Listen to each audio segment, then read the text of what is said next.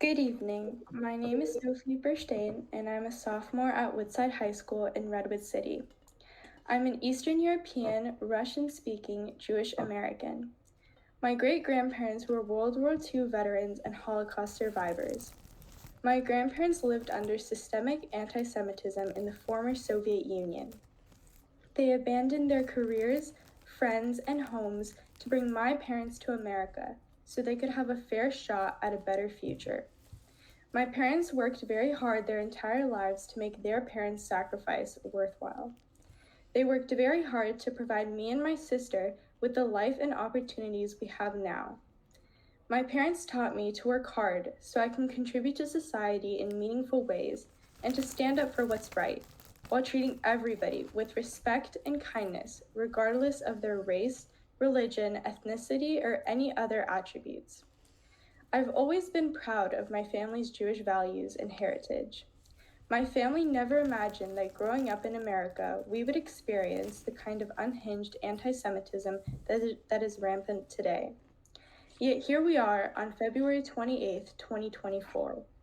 Here I am sharing my experiences with anti-Semitism as a young Jewish girl living in America, a country where self-expression and individuality is greatly valued, yet I am now being threatened for my identity. Since October 7th, one of the most meaningful ways I have chosen to express my identity is by wearing my Star of David necklace. It is symbolic to me and makes me feel very close to my Jewish heritage and to my family, especially the ones that live in Israel. But I no longer feel comfortable or safe wearing that necklace to school, though I continue to wear it daily. Recently, in my computer science class, the student clerk told me that by choosing to wear my Star of David necklace, I am making myself a victim of anti-Semitism, and he will be there to laugh at me when I get what I deserve. How is this any different from telling a woman that by being beautiful, she is asking to be sexually assaulted and she will get what she deserves? Strangely enough, in a sick way, he was correct. A few weeks prior to that, a woman approached me on the street in my neighborhood. She noticed my Star of David necklace and without hesitation told me that I should go kill myself, and that she hopes an event like the Holocaust would happen again so that gross, disgusting people like me won't exist on the planet anymore. I was so shocked that it took me several days to process what she said and to tell my family about it. I could not believe that my first encounter with anti-Semitism would be on such a threatening level. Since the incident with the TA, I've been instinctively hiding my necklace when I enter computer science. I've been told to go back to where I came from by students who don't even know me. If they did, they might know that I was born right here, in Redwood City.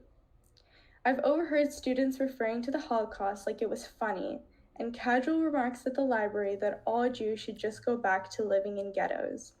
And when swastikas appeared in several places on the school premises weeks after Israel's response to the October 7th massacre, our school's administration sent out a friendly letter reassuring the community that it was actually not a form of hate speech, but rather the Buddhist manji symbol, popularized by Japanese anime. When my parents sent a letter to our school and district administration providing ample evidence that this was not an isolated incident and warning about the dangerous consequences of such a light response, we never received a written acknowledgement. How did it get to this point? We are living at a time when cultural and individual differences are supposed to be embraced and celebrated. My generation proudly wears the collective trauma of their ancestors like a badge of honor. But what about the very recent Jewish trauma? My great-grandmother is 102 years old. Her mind is still clear, and her painful memories of escaping on the train with one sister days before her two other sisters and parents were shot in their home by the Nazis are still intact.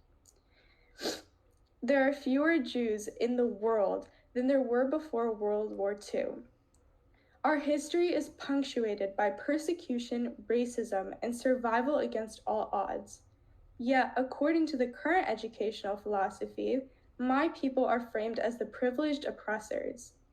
Instead of reinforcing the ideas of respect and kindness, This incomplete and in many ways inaccurate narrative splits students into categories that don't necessarily correspond to reality. I feel extremely disappointed and frustrated. I'm at school every day for 7 hours, and I find myself in hostile exchanges with other students more frequently, as they pick up the one-sided slogans on the internet and feel empowered with enough knowledge about the situation in the Middle East to call me a colonial supporter of child genocide.